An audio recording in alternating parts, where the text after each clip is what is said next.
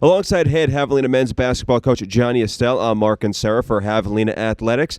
And coach, you and your guys preparing for two more home games, UT Tyler on Thursday, then you'll have Commerce in on Saturday. You're at kind of about the halfway point in the season, about 2 months of basketball in the books, a little less than 2 months to go until you hit the conference tournament. How happy you've been with kind of the progression you've seen from this team, the growth you've seen from this team so far this season? I've been very happy, Mark. I think they're a group of guys that have been working extremely hard in every phase of the game.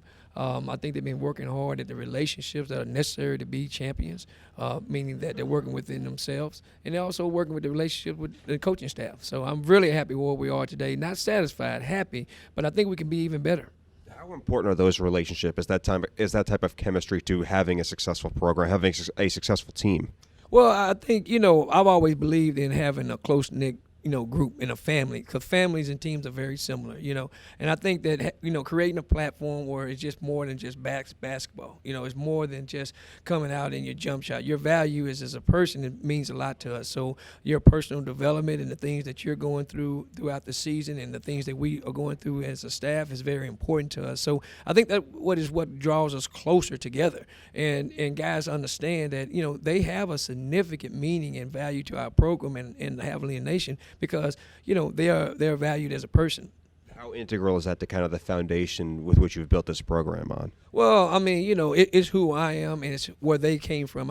It's a component that we look for when we're recruiting young men. We look for very strong families and supportive families. And, when you go on the road or even at home games, you'll see a real good group of parents and aunts and uncles and sisters and brothers that come see these guys play, which is what I envision when I recruit them. And when you go into their homes, you do those home visits, you'll get a really good feel for what kind of people they are. So that's kind of they bring that, they pack their bag, so to speak, when they come to Javelina Nation, and they bring that with them, and that's what makes our program stronger.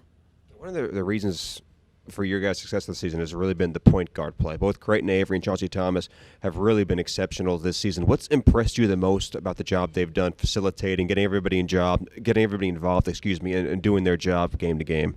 Well, I mean, everybody has a key role, and identifying those roles, and then also, actually going out and doing those roles, every day is important.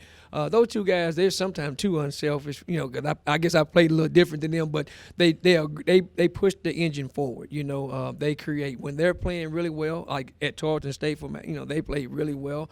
Man, they got in the creases, they created, 2-on-1 situations, and that's how Rashawn and Trey, they benefit from their play, and the other guys. So, without them playing at a high level with confidence, then we struggle. But championships are only won by strong point guards, and I'm kind of biased when I say that. But you can't find a coach in America that say they can't win a championship without good point guard play. And we're blessed to have not only them two, but we also have the addition of Casey Brooks. These are two very different teams you got coming in. This is a UT Tyler team that's been very good defensively. Their linchpin is one of their guards, Ty Glover, who's one of the top players in the conference in both points and rebounds, but also in blocked shots. What are the ways you're going to look at, or how are you guys planning on attempting to attack this really good Tyler defense? Well, I mean, it's like I told you last week. Every team presents a different issue, and this is a very well-coached team. Coach Wilson does a great job. Man, they're going to run a different brand of defense than we've seen this year, a little matchup zone, so we've got to be prepared for that.